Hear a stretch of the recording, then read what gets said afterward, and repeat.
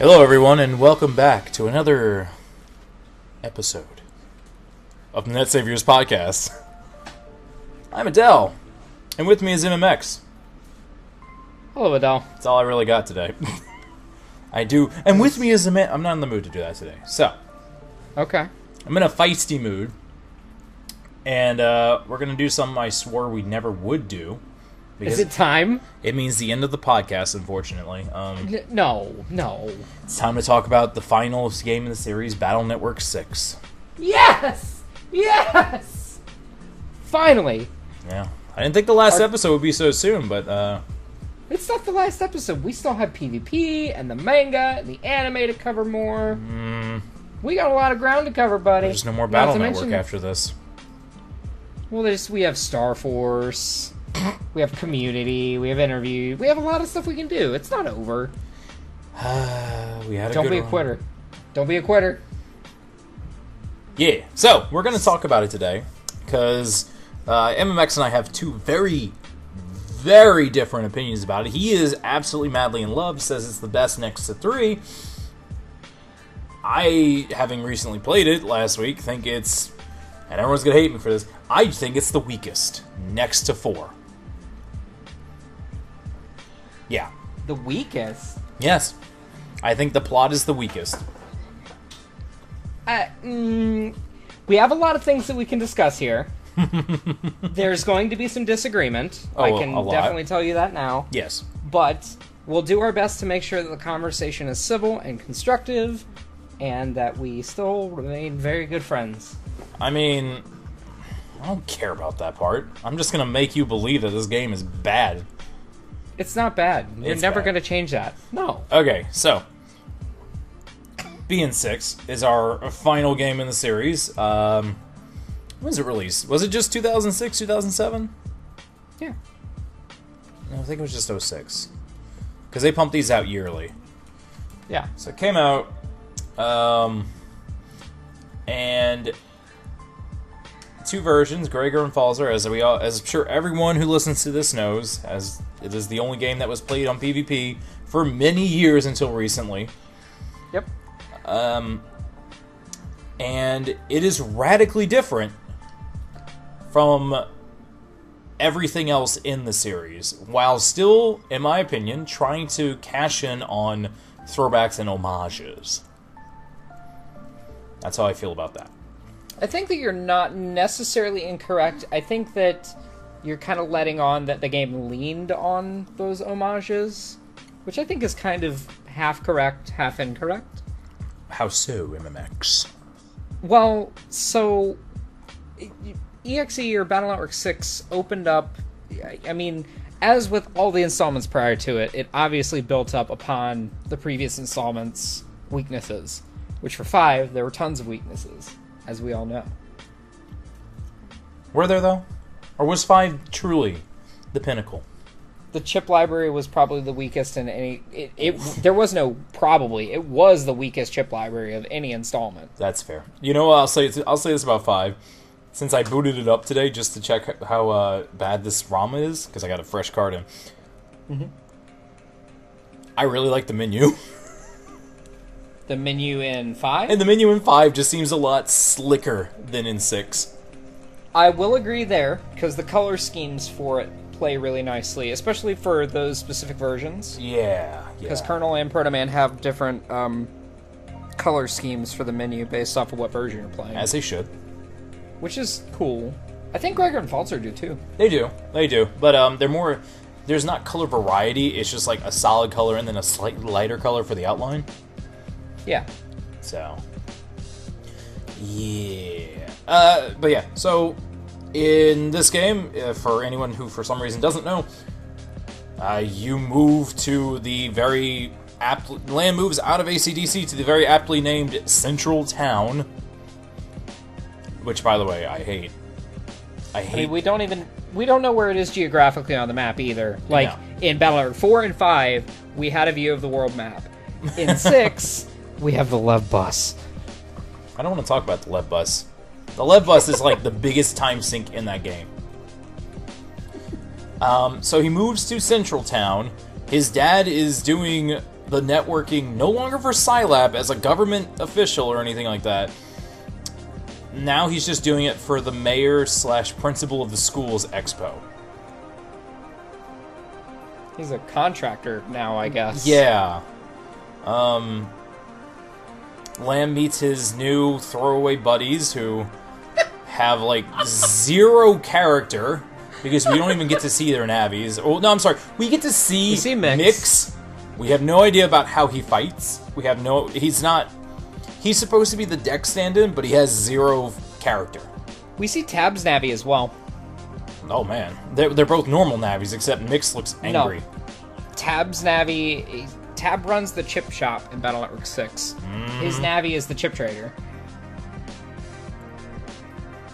If I'm remembering correctly. Or am I thinking of Star Force? And You're thinking of Star Force. Wheelie gig thing. Yeah. Look at you. Wow. Man, 6 is great. Okay, so... Trying to jump ahead, I guess. You meet these people, then panic starts happening immediately on the first day of school, and then after we get acquaintanced with that, which I will bring up this later on, the first boss encounter, is a disappointment. Yeah. I will agree with you there. Blast Man was...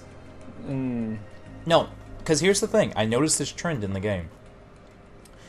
You redo each stage at least once, and you have to refight the Navi for that stage. So it's essentially like redoing the bosses in the original Mega Man.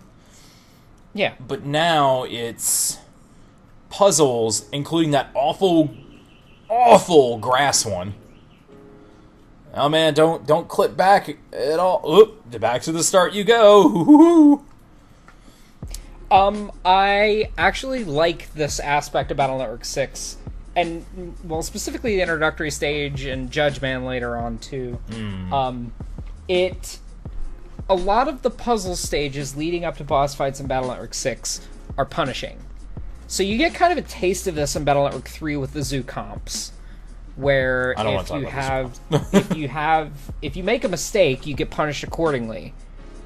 And I think Dive Man's comp in Battle Network 5 as well is another example of where you get punished appropriately. But in Battle Network 6, they expand that to all of the dungeons almost. So I kind of like that.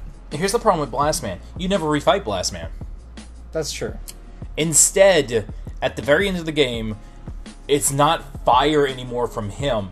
It is the awful soul flames, which is extremely... Okay. I'm getting too into this. I'm going to finish this up first. It's the Soul Flames, and you fight Circus Man at the end. Mm-hmm. So, since we're still using evil and darkness and souls and all this other crap, why didn't they just tie the story into, like, the remnants of 5 or something? Like, make it feel coherent instead of, please, take the soul weapons and defeat the evil spirits. Like... So I think you're kind of jumping ahead to a couple of different points here. So I'm getting angry. I think you are. I can see how if you're coming right, like hot off the heels, no pun intended, of 5 into 6, it kind of seems like a recycled mechanic. Well, that's because it is. It's appropriate in the storyline, sure. And they really didn't even owe it to us to justify why they were there, but they did anyway.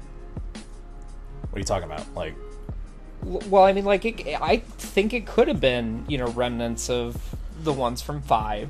Well, it would have made more sense instead of, Gregor/Falzar, their power is causing the evil in the area they inhabit to come on. It left a really sour taste in my mouth. Well, if you think about it, it kind of leads more impact to it kind of leads more impact to the power of the Psy Beasts, right? So, whereas Gospel was made of bug frags, like Gregor and Falsar are so powerful that there's like soul remnants of Navis that are as a result of that. That's really cool to me. Why couldn't they tie that into 5? I mean, I know we wanted to like get 5 out of our mouth, but what was 5's justification for having soul flames like that? They were trying to activate SoulNet. Okay, so it's essentially the same thing. But they don't even, like, there's no mention of it. There's no mention of anything. But it comes in at a time leading up to the Psy Beasts, so you could probably, theoretically, tie them together. That's my thought on it. That's me thinking about it a little bit further, because I think 6 is a good game. It's bad when you have to theory craft. So, I mean... But, again, alright, you're right, we are getting too far ahead. I stumbled us down a long, long hole.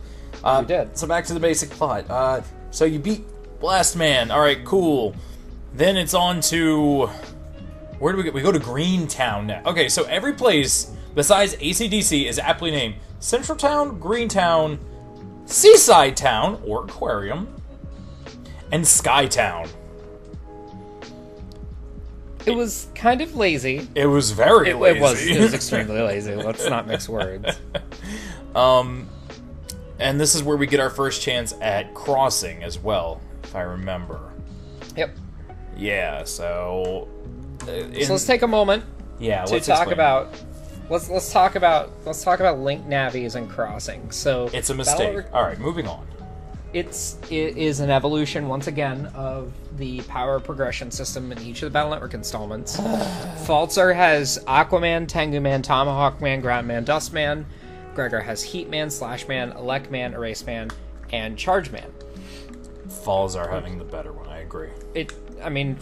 Falzer does objectively have the better link navies, but you obtain kind of similar to Double Soul, except you don't have to sacrifice a chip to it. Nope. You basically take on that navi's form indefinitely, and you just have it for the rest of the battle, unless you get hit with that elemental weakness of that particular cross, in which case you lose access to that cross for the entirety of the battle. Yep. Obviously, each of them have properties that you can charge up for certain chips, like Tomahawk Cross, for example. You can charge up Grass Chips for double damage, Aquaman for Aqua Chips, etc., etc. And once you get the Psy Beast stuff, you can Beast over and all this other stuff. Well, that's down the road. We don't want to... Yeah. We don't want to jump too far ahead, but... Oh, piddle-de-posh. That's basically crosses. I think that Battle Network 6 did a really good job because you actually are able to directly control the navies outside of a liberation mission. Which feels good. It feels like Battle Network 5...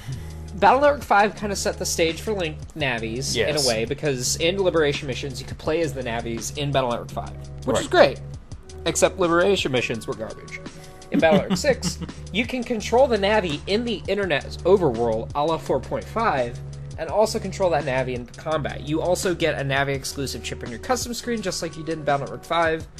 And yeah, it's a really interesting way to experience the game from a different perspective other than Mega Man's.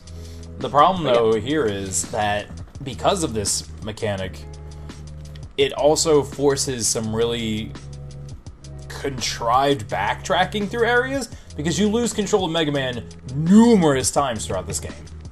You do. So you then have to run back to somebody who you crossed with, hopefully close by, because I will assure you, Miss Zap is not in Skytown for very long. No. So you have to go all the way back to somewhere else, cross with them, or rather, use their Navi, and then haul ass towards Mega Man, just to be like, oh, I have Mega Man back. Yeah, thanks, kid. And then you do this multiple times. And I think it's a really poor way to make you, continually go back and forth. It wastes time. It does waste time, but I feel like in the context of the story, it makes sense. I do like how the story flowed to where you basically didn't really have much of a choice, and that feeling that you got when you first were able to control that Link Navi, there's not really any feeling to parallel it to. It's a really, it's just a good feeling. It feels good. Felt I think it served the plot, and it gave you an excuse to pilot new navies. I'll give you the plot. Everything else was I don't know. I have a lot to talk about with something else I did with the game that made it a lot more fun. Cheater. Oh no. I didn't quite I played through vanilla and patched 6. I had a good time with this. So, anyway, going back to it. You cross, you find out your dad's a criminal somehow, then you have to blah blah blah blah. I skipped over the entire aquarium scenario because it sucks, because all you do is drop off a penguin, match some fish, fight a submarine, and go home. I mean, it's not... it's worthwhile to mention that there's some really good fish puns in the scenario. And Mick gets some good character development. He's not just a shallow 2D character. Yeah, he is. He's like... I love this penguin. Shallow, but... Man, good development. Mick bullies Lan at the beginning of the game, and then throughout the aquarium scenario, it kind of humanizes Mick a little bit, which is good. It kind of showcases Lan's maturity in a little bit. Well, I hope so. At this point, it really starts to become very clear to the player that, compared to like Battle.net 1 Lan, where he's like, ew, girls and cuties, he's like, actually like maturing as a character. Which really drove home that, Lan is getting older, and a whole year older. I think that it was necessary to character develop not just Mick but Lan too, to a lesser extent. But a lot of people overlook that, like Adell, because they just want to crush my hopes and dreams. Oh yeah, Mick was like the deepest character. Dex meant nothing, so it's okay. Everyone was flat. He was about as deep as Higsby. Let's get honest. Ooh, let's. Yeah, I'll say it. Higsby was a jerk at first. Higsby had and then something happened. Games, and you're gonna be like, yeah, in like a quarter of a game, Mick is as deep as Higsby now. Pretty much. No, Higsby was absent for 5 and 6, completely gone. No, he wasn't. He was around in 5. You had number cross. Well, I only played Team Proto Man. So. Oh! Yeah, no, Higsby is around because you have number cross. Okay, well, from my perspective, only playing Team Proto Man. Only in 6 is he gone. Yeah. But his shop is closed. Yeah, because we gotta have tab. I wouldn't want to have 2 shops. That'd be interesting. Damn. I mean, I guess.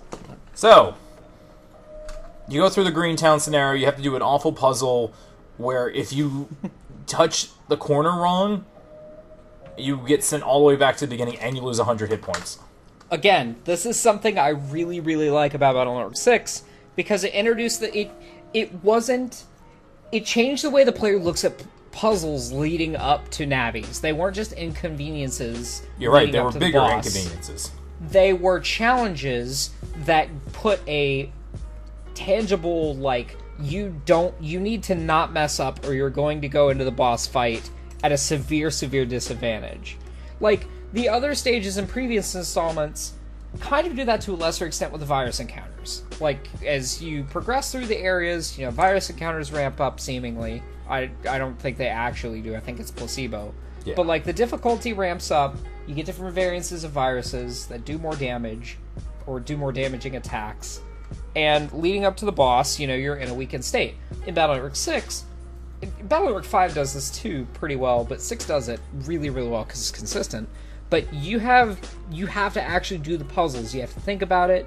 You have to take those into account leading up to the boss fight, or come more prepared. There's just more build up to the boss. That's what I'm trying to get at. Is there's more build up, and it makes the boss fight feel a lot better and a lot more rewarding when you beat it. I think it just makes it feel more tedious and time consuming. I mean, it's a video game. Everything that you're doing is tedious and time consuming. Yeah, but I want to enjoy the video game, not feel like it's a chore. That's my problem with 6. A lot of things feel like chores. The cross thing feels like a chore. Just like 5 and Liberation missions. Liberation missions weren't great, I agree. But at least you got to fight and do other things other than, please match the puzzle. Ah, you did it. You learned how to run in a roundabout fashion. I'll give you that leading up to it made it feel more... Except Dive Man. Dive Man was really bad because you didn't lose HP. You didn't lose anything. That's the exception, yeah. But... Dive Man's comp... I don't know. Dive Man was awful. I didn't dig that entire scenario at all. What was the point again? He was mad at the aquarium? I don't... Yeah, exactly. That's how deep and interesting these villains are. He was just like, here's this boat ticket. And then all of a sudden this guy's like, yar har, I'm not conspicuous, despite my special sprite and floating head. Sprite, I see. Yeah. And then suddenly you have to be... And then Lan gets suddenly like 200 IQ and learns that he can jack in using mirrors. Yeah. That was 5, what? Was it 5? Yeah, that was 5. I remember that scenario in 5, because you have to operate Colonel. There are 2 boats in both of them. There's no boat in 6. MMX, are you okay? Did you actually play 6? I have. Are you sure? Because there's not very memorable. There's no boat in 6. They run together. No, they don't. In my No. At any rate. Oh my goodness gracious! I didn't enjoy Dive Man. Like nothing about that entire scenario felt good. No, I agree with you there. Blackbeard, awful villain. I feel like the villains are really weak in this one. Like they have quote unquote motivations, but overall they're not doing anything. Like the entire time they just want the Side Beast power. Whereas except before the Weatherman. Oh god, the Weatherman was awful. Like, yeah, I'm sorry. They needed the Force program to power, spoilers, the giant, stupid humanoid copy bots to put the animals in. Yeah. I hate that Capcom was too lazy to at least make, like, a white outline of the Side Beast or something. Instead, they're just enlarged copy bot sprites. I will say about the villain operators that they felt a little bit more like a threat than World 3 did. Did they? Did they? Well, not the original. Well, I guess the original World 3, like, with the waterworks, they were like, yeah, we're poisoning... Someone poisoned the water hole! They poisoned the water hole, they killed the power, they set... Alright, Mr. Match was stupid, but they did set homes on fire. I mean, yeah. Well, to be fair, like, Airman and Metal Arc 2 wasn't much better. No, not. I mean, again, first boss, kind of a forgiven thing. First boss isn't supposed to be overwhelmingly, like, severe. Although that would have been something if, like, 5 threw you right into the middle of the fray or something. Well, I mean, being 1 was just a darker game, villain-wise, but... More at stake. I guess I should rephrase. I felt a need and a drive to beat the villains in Battle Arc 6 that I hadn't felt since Battle Arc 1. Really? Yeah. I feel more of a drive in 2 than 6. I don't know. It's been a while since I've played through 2. I might do it on my stream at some point. Because I'm thinking that we should do some revisit episodes. We should. I think it's a good idea. I have some renewed opinions about this stuff. Okay. That's why I'm okay with doing 6 now. Yeah. Okay. Wanted to make sure I got my facts straight. So sounds like something I need to do. Yeah, obviously, Mr. There's a boat in 6. Okay. So you fight the prosecutor, who's the bad guy. He has Judge Man, which I get that. Okay, all of the villain navies are fan submissions, correct? Yes. And I appreciate Capcom doing that. That's really cool. They're really boring. Judge Man is a bunch of books. I'd say Blast Man would probably be the coolest if he didn't have a mouth. Element Man looks silly.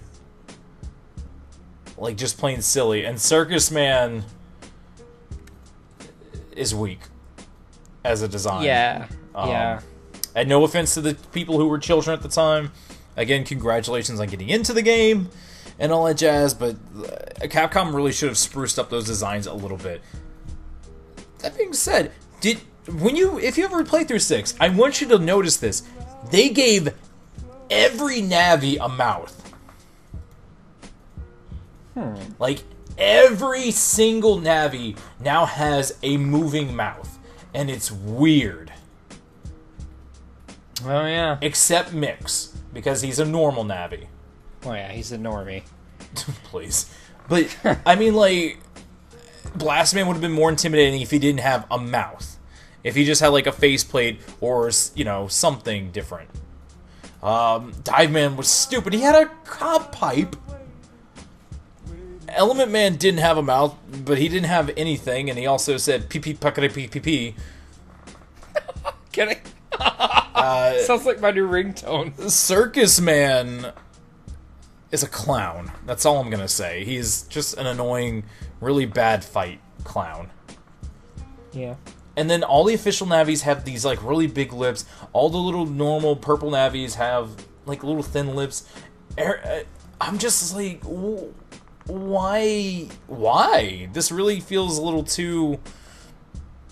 I don't know. I liked it when the official navies had, like, they looked more like robots, sort of. Like, they looked not as loose, not as common. They're just like, oh, this guy's got, like, an antenna and he looks really stern and like a robot. I really should, you know, take him seriously. For sure. Now it's like, look at my big orange lip. There were some design changes to BN6 that, I mean, may be to some unacceptable or disjointed. Yeah, like Mega Man's fight stance changing. What's that about, Capcom? Yeah. His arms are a little different this time. I mean, yeah. So, during all this is all one plot that's connected, by the way, because it's some kind of quote-unquote tournament, despite you not really fighting anyone, where Lan has to go to places, collect the things, see the places, and eventually he will be chosen the winner to see the expo first. Which is convenient, considering Mega Man has a side beast in him, and the expo is just a cover for the side beast to be resurrected. Which is weird, like... I don't know. Well, just, again, very convenient. What if Mick had won and then just invited Lan? Oh, by chance, now this falls into our hands. Haha, stupid boy. Alright, so we finished with Greentown. Then we go to Skytown. Which, I hate Skytown because the areas are really... They're convoluted for no reason. There's a lot of backtracking. There's also a lot of single area jack-ins, which I think this game thrives on. Instead of things feeling like 1 through 3 had more of that square look to everything, and it felt more like, you know, old net sort of deal. Like you would actually imagine the internet. 4 and up does this weird, very rounded look to everything. Big arrows, oh, go here, giant walkway, you know, stuff like that. And it's a little... It's kind of weird. The reason for that is the areas are bigger. I don't like Web 2.0 areas. I mean, it is what it is. But I will say that Skytown... I did not like Skytown. Mostly because there were a lot of really inappropriate ramps. And just, like, awkwardly placed... Yeah, what's wrong? You didn't like going all the way up to the big sun, then all the way around, down the elevator, then into Mr. Weather's place, then back up, then all the way around. Then you gotta jack into each one of the little things that are going haywire, then go back around, jack into each one of those things, then go back around. It didn't seem like a place that NPCs could, like, actually tangibly go. No. Even though, at first, some people are at Skytown because they're on a tour, but it doesn't really feel like a place that anyone really belongs in. It doesn't feel connected, does it? No, it doesn't. Like, the official center didn't feel like a place you should go, because it's an official center. You still could. Yeah. And it was connected to the net for obvious reasons. But, again, no, you're right. Skytown feels like it's this research place. Why am I able to just go and chill here? Right. It just seems... I don't know. All of the weather is controlled here. I sure hope no one touches that force... Oh no, he touched the force program. It also kind of begs the question why no villain has thought to even touch this before.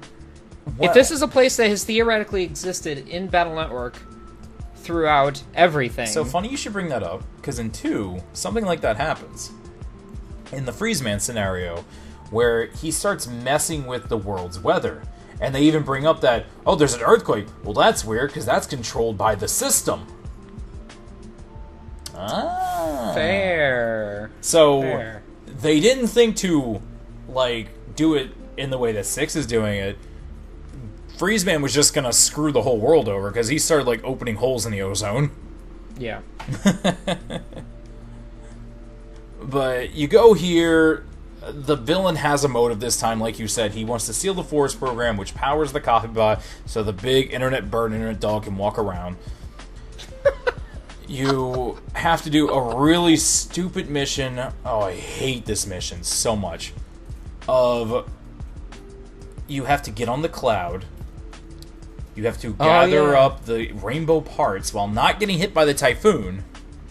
Then, when you have the rainbow power, which is what it's called, you then hold down A, and you have to draw a circle with the D-pad around these things without getting hit. Yeah. Again, really bad, and, like Dive Man, no consequences. You don't lose HP. No. So, then you fight Element Man. He's a joke. I mean, he's funny how he sounds, but... That's about it. Yeah. I mean, it's kind of an uninspired stage and boss with questionable circumstances. It wasn't really well put together. I feel like that this specific part of the game was just designed to set the stage for the next Link Navi. Which is just Elec Man. Or Tomahawk Man in... Why is Tomahawk Man there? I do not know. You would Dingo think, doesn't even mention You it. would think that it would be Tengu Man. Greentown. Yeah. It doesn't make any sense to me either. Like, Dingo, when you ask Dingo in the story, he's very cagey with his answers why he's there. Which is weird, and I always found it weird, even when I was playing through 6 originally. But Dingo, why are you here? Like, all right, well, yeah, I'm here. Here you go. Here's don't worry about Tomahawk Man. That's literally Have it. fun. Just don't worry about it. That's pretty much it. Dingo, why are you here? The developers dropped my sprite here. What do I do? That happens. They get the Force program. Skytown doesn't crash for whatever reason. I'm not even sure why. And then that just leaves, spoilers, Dr. Wily and Barrel to complete their plans. It's Dr. Wily. So, this game is really weird about Dr. Wily. Because Wily is usually seen as this maniacal, revenge-driven dick.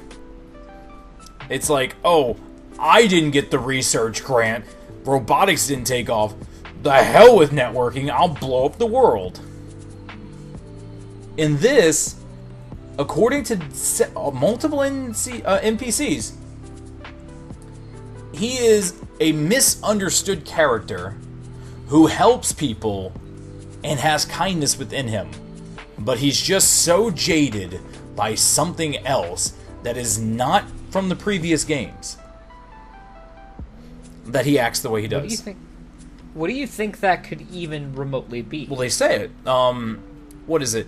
Okay, so the only thing they bring up from the previous games is he was kicked out of Electopia for being, for wanting to do what he wanted to do with robotics and networking and all that stuff. Netopia took him in, and then that's where he met Barrel's dad. But Barrel's dad died in combat for whatever reason, and he raised Barrel, made Colonel for him, and Colonel apparently was busted as all hell when he was first made, because not only was he strong and all this other crap, he could also control electronics remotely. Which is... just crazy. Yeah. And Barrel even says, there was a hint of kindness in his eyes when he gave me Colonel when I was a child. I personally love this.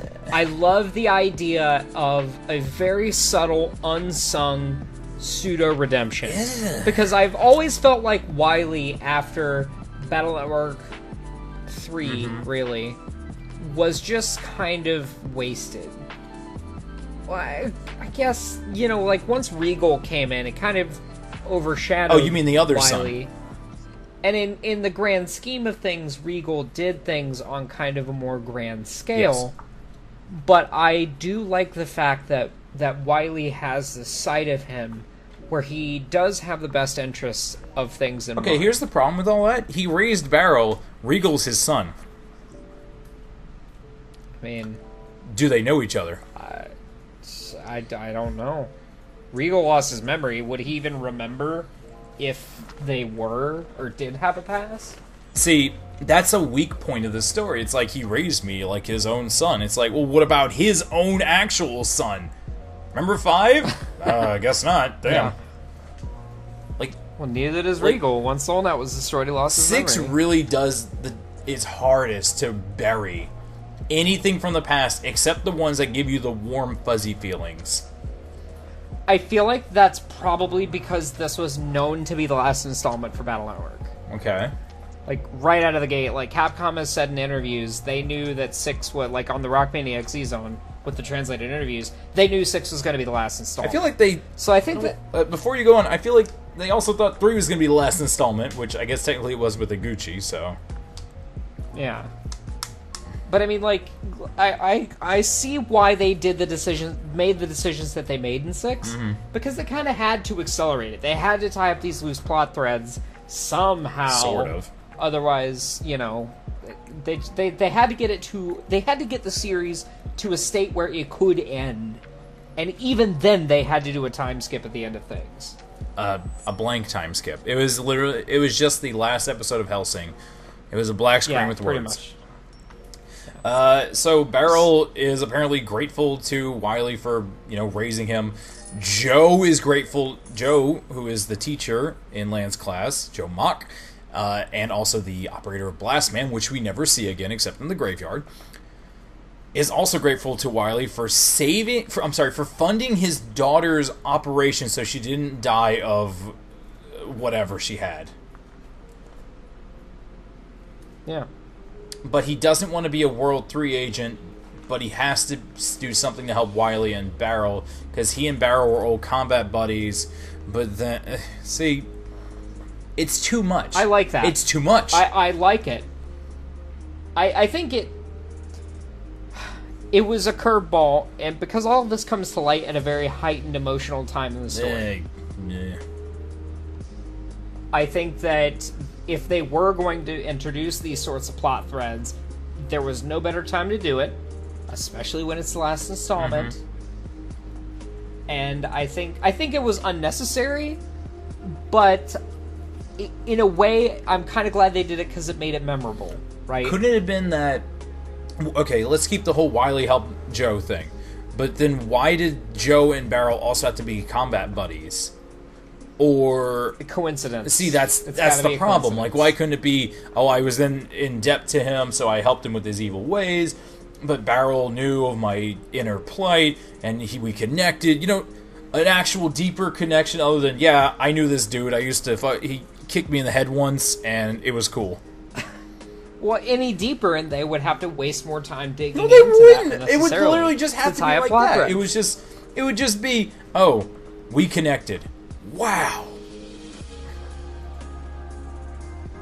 That's what? What? No, that's lame. Oh yeah, this is any better. Be that as it may. My daughter is dying of net cancer. What do I do? Internet cancer. I don't know what the kids in those days die of. Like what? Shit. They don't give us any clues to anything. So, the only disease we know about is HBD. It doesn't even exist yet. So, all of that happens. We learn all about their past. The other 3 members that we trounced, Ito, Blackbeard, and knockoff Miss Maddie, are all like, we're gonna make our own evil organization, and we're gonna tell the mayor, who is the bad guy, who has been funding Dr. Wily. Wow, what a surprise! That was a twist. It was a bad twist. That was a twist that is good only in the sense that it was unexpected, and bad in the sense that it was very, very cliche. Well, it's not just that. It messes up a story that has been previously told. So I don't think it does damage to it. It does. Mayor Kane stated that his grandfather developed Falzer. Okay, Mayor Kane is at least in his 50s. Lan's grandfather developed the internet and the PET.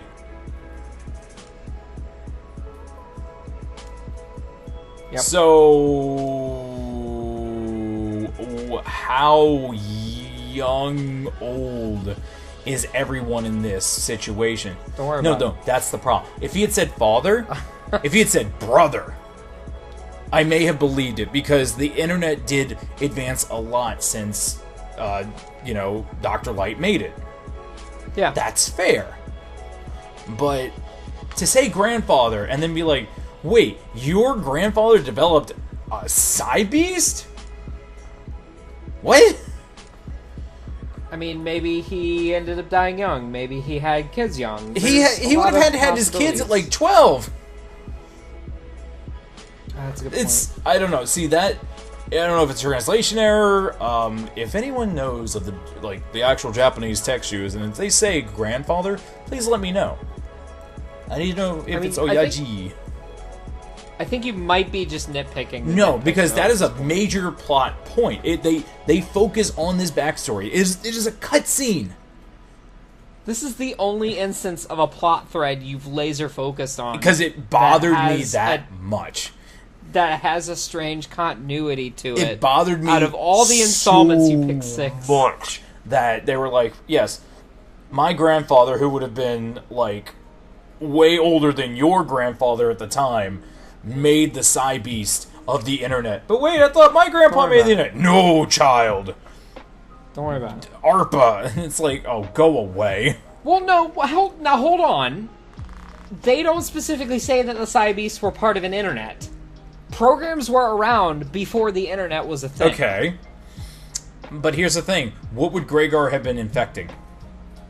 I don't know. The bugs... Discs? No, the bugs gathered on the net and made Gregar. That's the point.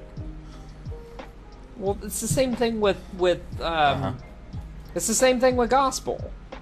Yeah, Gospel's on the internet. Yeah, that's the point. Gregar's basically a copy-paste Gospel anyway. Well, it's vice versa, technically. But the point remains that Gregar was made by bugs on the internet that gained sentience and started to wreak havoc. And that's why it makes no... That's why I hate that one part of 6. And I think this might be why I just detest 6 as a story-based game. Is that it opens up these weird continuity errors and then just keeps going. It has to. It is the last... I'm going to drive this point home. It is the last installment. It has to do this because there are no chances to dig deeper or repair it. That's the bottom line. That would have been like in Star Wars if we're in the last fucking fight of the whole thing and Obi-Wan's ghost shows him and says, I'm your uncle, and then disappears. Like, whoa, whoa, whoa, whoa! I mean, that's a good parallel, but, I mean, if you're really that perturbed by it, you could always make a fan game. I'm good. That's why they made patches. Speaking of fan games. So, that happens. Mayor Kane is just shown to be a literal Scooby-Doo villain. He doesn't do anything. All he does is fun and wily say, ooh, the Psy Beasts belong to me because my weird retconny grandfather made one and I want both. Wah! And then he gets beat up and taken into custody by Chad. Yeah. And that's the last we see of Mayor Kane. And it's really weak. It's really pathetic. Yeah. So, we know the truth. We then find the secret passage through the expo hall. We do all the puzzles again. We fight all the Navis again, except Blastman. Instead, we fight Circus Man this time. And during this, we have to use the soul... No, we don't have to use the soul weapons this time. Thank God. They do force the soul weapons a lot. They do. You have to use them 4 times throughout the whole story, if I remember. It's pretty bad. If you include the final area, yeah. Yes. In post-game. Yeah, I am. I know I skipped over the whole, Mega Man is possessed kind of thing, but I feel like I covered that with the whole, you just take control and you have to backtrack when you lose control of him. There's not a lot to be said there. He goes berserk. beats up Circus Man, and you beat up him, and then he faints, and we bring him home. And Colonel's like, thanks, kid. It's literally nothing. So, we get to the final place. Wally's like, yeah, I'm gonna use the Psy Beast. Screw the world again. I'm doing Life Virus V2, baby. Except the real world. Which was threatening. Like, Life Virus was threatening in the manga. The prospect of the Psy Beasts materializing in the real world is stupid. What would you do with that? Kind of terrifying. What would you do with that? Literally anything. You could hold nations hostage. You could usurp militaries. You could crash networks, destroy Scilab. There's tons that you could do with it. Destroy where? Scilab.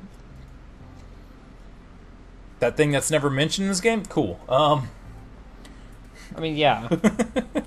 Scilab got retconned. Don't worry. It's 6. It's the last game.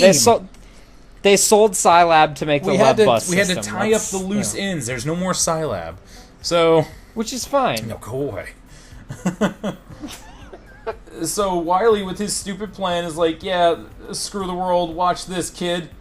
And then it turns out that Iris and Colonel used to be one, but he separated them because he could. There was some stupid reason. It's like, oh, my kindness died that day, so I ripped it out of Colonel and made Iris, and now she will control the Psy Beast. Ugh. I don't know. I feel like we should have seen Iris before now, if that was the case. It would have been nice if they really hinted. If there were hints of Iris somewhere. But given that, I don't know, they try and really force that Colonel is just like this stoic, never flinching kind of thing. Despite in 5, him showing, concern and different sorts of emotions. But now it's like, no, I am just this man. Beep boop. So, the Psy Beasts come out, and Iris and Colonel are like, alright, Mega Man, we need to stop this. We're gonna go fight the one that's, of the cart you bought. So if you bought Gregor, they fight Gregor, you fight Falzer at the end, and vice versa. Wonder Twin powers activate. Yeah, so you get to the end, yada yada yada. It's the fight's decent. I mean, if you fought a Mega Man last boss and you know that half the stage is gone, as usual, then, I mean, the fights are tough. I'll give it that. Falzer is quite demanding of you to be on your toes and have a really good folder, and not have anything that needs to touch the ground. I think that one thing that Capcom did a really good job of in these installments is the mechanics between Falzer and Gregor as final bosses. Completely different ball games. Like, you still have to be mindful of your footwork with Gregor, but with Gregor, a lot of his attacks have wider areas of effectiveness. That, and he's on the ground. He has a stage. Sure. Yeah. So you still they're two fundamentally different fights, which is awesome. Yes. They both make for very, very satisfying ends to the installments. And we'll get into that. Don't worry. That's one of the aspects I actually like about this game. So you fight them, but then you defeat them, and then it's like, oh, they are defeated. Oh no, Mega Man still has the Psy Beast power. So Iris and Colonel fuse, but if they fuse, Wily put a thing that they'll both detonate or whatever. So they turn to Golden Colonel, and in one of the coolest sprites in the game, they yank the Psy Beast out of Mega Man and have it by the throat. Yes! And oh my god, Super Saiyan Colonel doing that was the best. It's a really good sprite work, and it's a very satisfying moment, because throughout the game, the Psy Beast is just like, you constantly lose control of Mega Man. It's constantly giving you trouble, and now it's like, it's a mixed bag for me. On one hand, it's like, yes, thank God they finally got out. On the other, it's like, that's it? You just yank it out? Well, you gotta remember that we're talking about two very extremely powerful entities combined into one. It really drives home exactly how powerful they were as a combined entity. I mean, before they're separate. I suppose. It's just, Again, it's really weird that it kind of just ends on a bit of a, again, mixed bag for me. But kind of a whimper that, oh, he just yanked it out. Okay. And then they blow up, and no more Cybeast, and Dr. Wily survives the explosion, and he's a good guy now, and he makes the net prosper even faster than ever, which is weird considering, like, okay, I get Wily's a genius. That's cool. But why is he just, like, so many steps ahead of everyone in every respect? Is Wily a Gary Stu? I mean, yes. I think that depends on the medium that you're consuming. Okay. In the anime, he's kind of incompetent. Yeah. In the manga, he's barely existent. Yeah. In the games, I could see how you could think of him like that. Wily's gone after the first fight.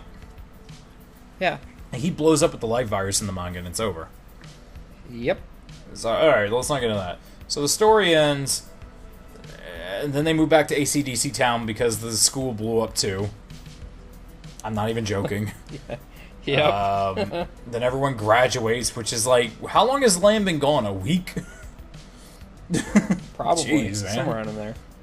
And then it skips forward 20 years, and it's the whole shebang of, oh, we're doing everything we wanted to as kids, supposedly. Dex is the mayor of AC/DC Town. Lan works at Scilab, is married to Mail, has a kid named Patch, because, haha, of course. Yai runs the company. Chad does. Chad is the he's the president of IPC. They don't say that. He's just he's like one of the official net battlers. He's like the leader of it. Remember, they don't bring up his they don't bring up the company. That's in the right. game. They never bring up IPC except once in 3 when we actually meet his dad. They mention IPC in 4 though. Okay, but that's what I mean. Like we meet Chad's dad in 3, and then they mention the company in 4, but it's never a prominent thing with him. He's an official first and foremost, and that's that. And that's the end of the game. Yeah, and it's the end of the series. It really touched home when I saw Battle Network end, and it's just like, oh, yeah. So, I'll give here's the things I did like about the game. I love the battle chip selection. It's huge. It feels good. It has some nice throwbacks, like with the aura heads and all that stuff. The customizer feels amazing. The fact you can go off grid, certain bugs do really cool things now, especially in PvP. The crosses are okay. Again, you know what we're doing. We're designing games and stuff, and I'm a firm believer of give and take. I feel like the crosses are a little too lenient about things. The fact that you can just have them forever until you get hit with a super effective attack is a little for me. It's goofy. I like the idea with Souls of having to sacrifice a chip, but Souls you didn't really build around.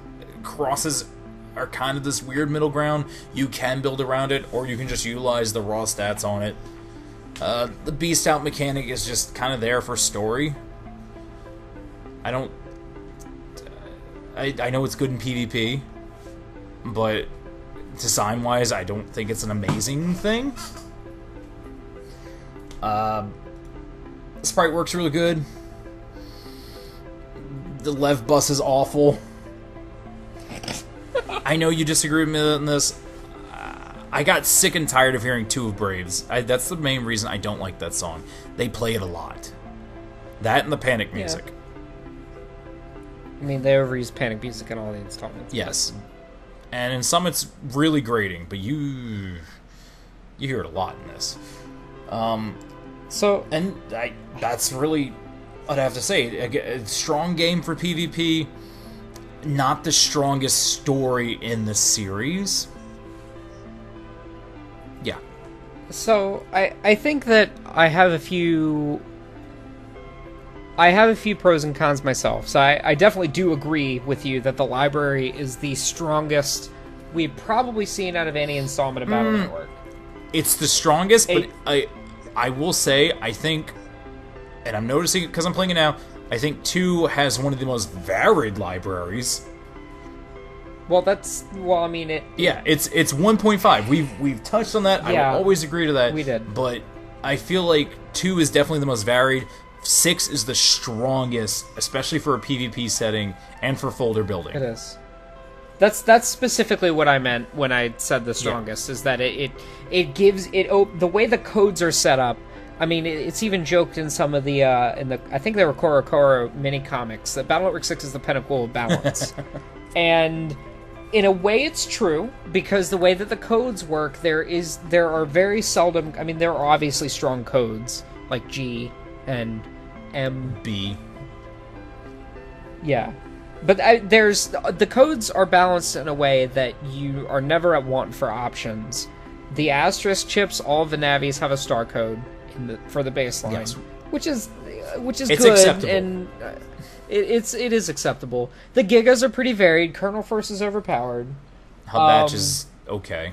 Hub batch is questionable. It's okay. I think that that being one of the pros, I do agree with the Navi customizer. Being able to go off grid opens up a world of possibilities with configurations. The bugs that you encounter, I'll walk it back. Battle Network 4 bugs were absolutely atrocious. Yes, they were. Battle Network 6's bugs are designed in a way that you can use them to your benefit. Oh, yeah. With like warp step and things like that. You can run a warp step get on folder. So like you can use your Navi customizer bugs to your advantage, which is not something that's really prominent in the previous installments. It's a really good layer of customization. Yes. No pun intended. You have access to mod cards, which you do in 4 as well. Well, 4 through 6, yeah. One thing before we get off the customizer, it's also interesting to note that in this one, because you can go off grid, you can do some real gimmicky stuff and uncompress your programs and have it go off the grid, and then it comes down just far enough to touch the line to count. Yeah, you can. It's really, really well put together. Yes. Things that I don't like about Battle Network 6. I don't like the cut content. There's a lot. There was a very large amount of cut content in order to make room for localization. Yes. All of course, true to fashion, the Boktai stuff. There were Boktai side quests in EXE6 that were stripped out. Gundasol EX, Otenko, the Count, crossover battle, like all of these modes were yanked out of the English version. Yes. Which is really unfortunate because it also took an entire Undernet area out of the game. So you have Undernet, the Immortal area was removed, Undernet 3 was removed, and Graveyard 2 was actually just renamed Graveyard as a place where you go back and fight the Navis. So you lost so much content in the English version. In exchange, you have wireless adapter support, which is the only reason we have PvP. It's quite literally the only reason we have a tangible PvP right now, aside from, Nox and things like that. But I don't like that. I don't like how the villains were portrayed. I think that they were comical and plot devices through and through. I feel like even Battle Network 5's villains were more of a threat. I mean... they were just a bunch of clowns. There's no way to look at it. I think that the areas were kind of bland, and I wish that they expanded on Link Navis a bit more. But all in all, 6 is very memorable. Like, it was a really, really solid send-off to the series. And the fact that we're sitting here playing it, I mean, a decade and some I change played later, it. I don't know what you played. It's been a little while. I'm going to go through on my Twitch stream, and I'm going to go through and finish all of the Battle Network It only games. took me 13 hours. That's...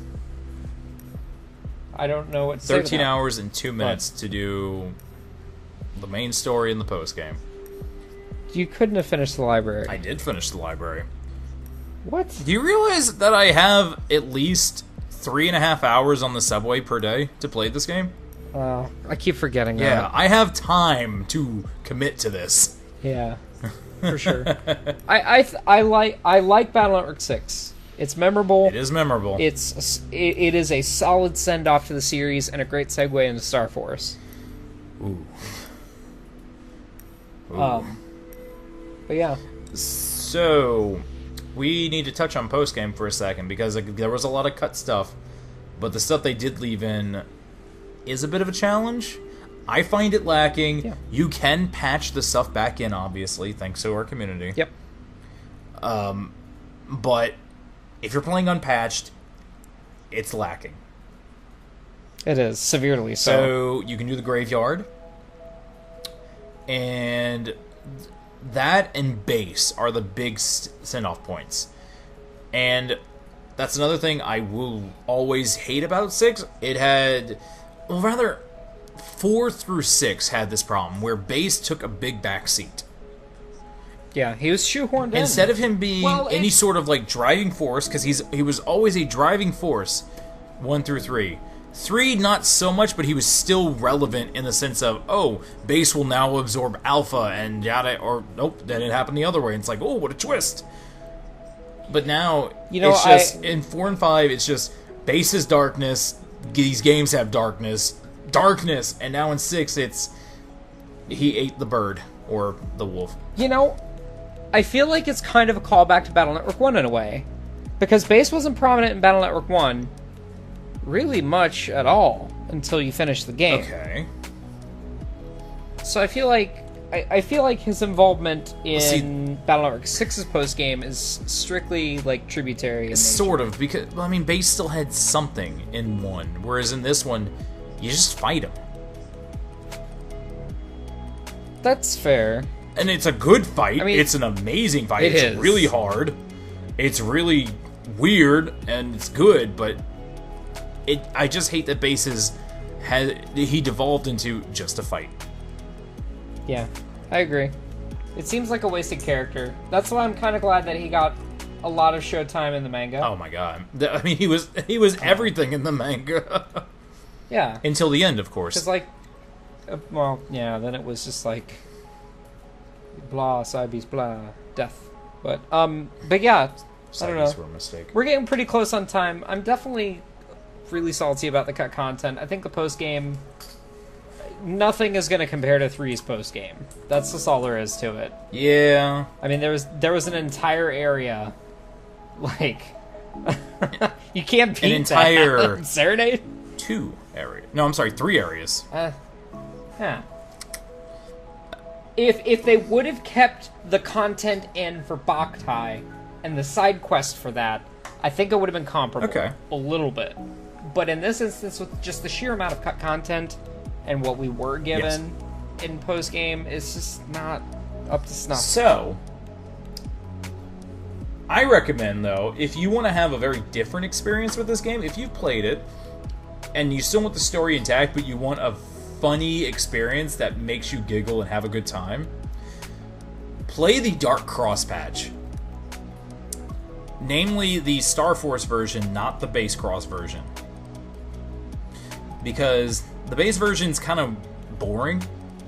It just feels like regular. Like, all he did was he put in the base Cross from 5 into 6 as the sprite, right? And it has the alright, that's all fine, Danny Tribuster. The Star Force one takes the OSS sprite, throws it in, and it throws in this weird mishmash bag of crap. So styles are now tied to like certain customizer parts, and they all do weird different things. Custom 1 gives you a wave wide shot and makes you water. You pick up crosses as like data along the way.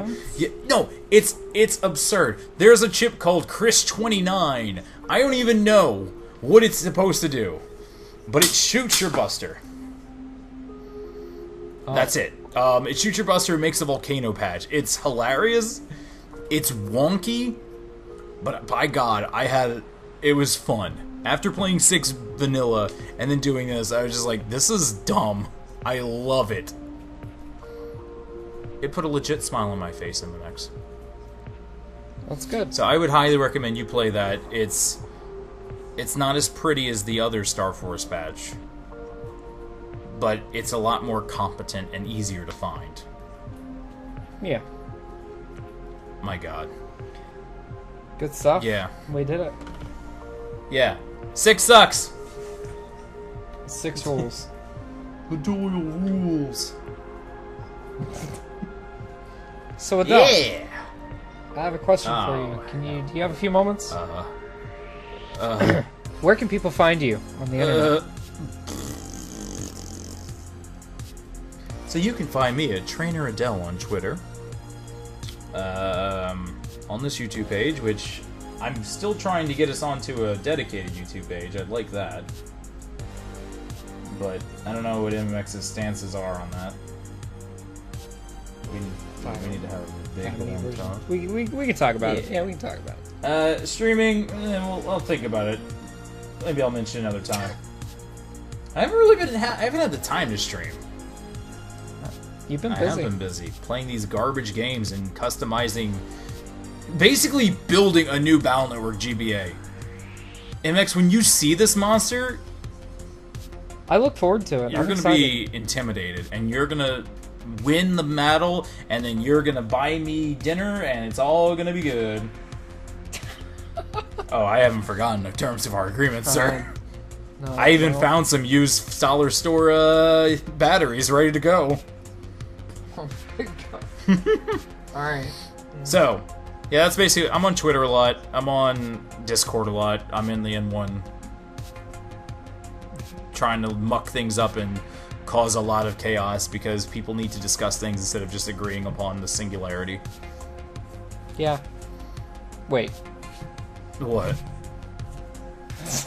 What's agreeing to singularity? I mean, they do. They're like, oh, 2's meta is awful. And then I'm like, well, actually, if you do it this way, and then fake GM will jump in, and he'll agree with that, and then someone else will disagree with them, and it's a back and forth, and I just watch as everything burns, and it's a good discussion.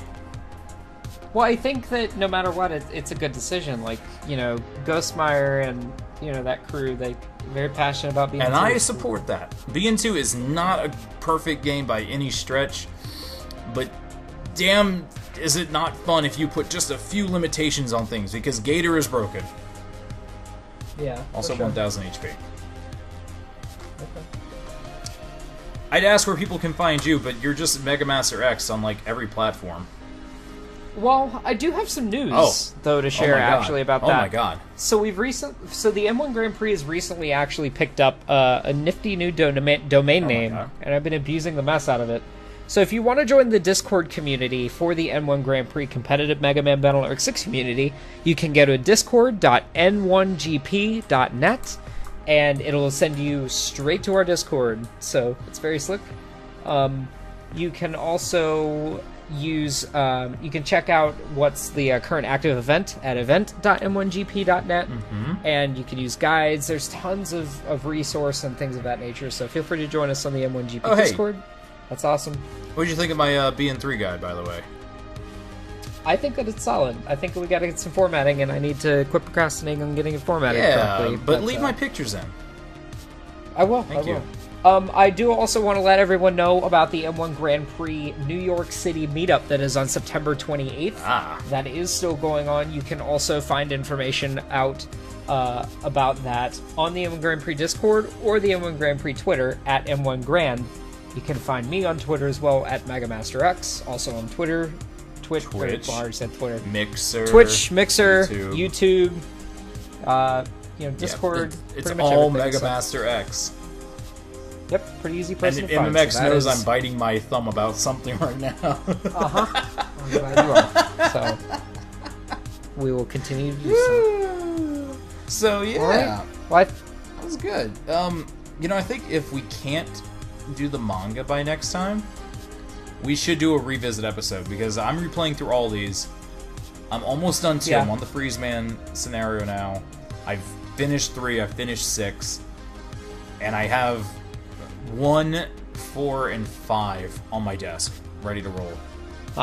I'm off all next week, and we're recording this on the 24th of May, so I'm off all next week. I'm probably going to be streaming Battle Network 1 and going into Battle Network 2 Monday and Tuesday, so I look forward to Godspeed with Stone Man. Godspeed. I'm gonna need You really it. are. Find Snowman on the internet. Anyway. Whoa. Where's Game He's on the Scilab area. Yeah, I'll have, I'll make it right on that. Okay. Jeez. Anyway, that's gonna do it for today. Yeah, I think so. That was a good episode of X. Yeah, I agree, Adell. I agree too. Battle Network 6 is definitely the worst. It's probably 4 is the best. second place right under BCC. Second place? Hello? Yeah. Nothing comes close to BCC. There's no comparing anything to it. It is Battleship Challenge, Battle Network 6, Wonder Swan, Network Transmission, and then all the rest of the Battle Networks. I will die on this hill. I'll see you in hell. Yes, you will. I'm just gonna shoot off your big toe at the meetup. Is this before or after the winner buys? The Very much dinner? after, sir. Although it can be before. You can still live. That's for a little while, probably. Anyway, that's enough of that. Yes. Again, you can find us there. Everyone else, thank you for listening. We'll see you next time. Like I said, I'll read the manga, which I kind of would like to cover. Although it is a very hard topic to do because I don't know if you have to segment it. We'll think of a way, or we'll do recaps. We'll do our little revisits, and maybe we won't, poop on one so hard this time. Maybe. Yes. So until next time, everybody, take care and keep busting those viruses. See ya.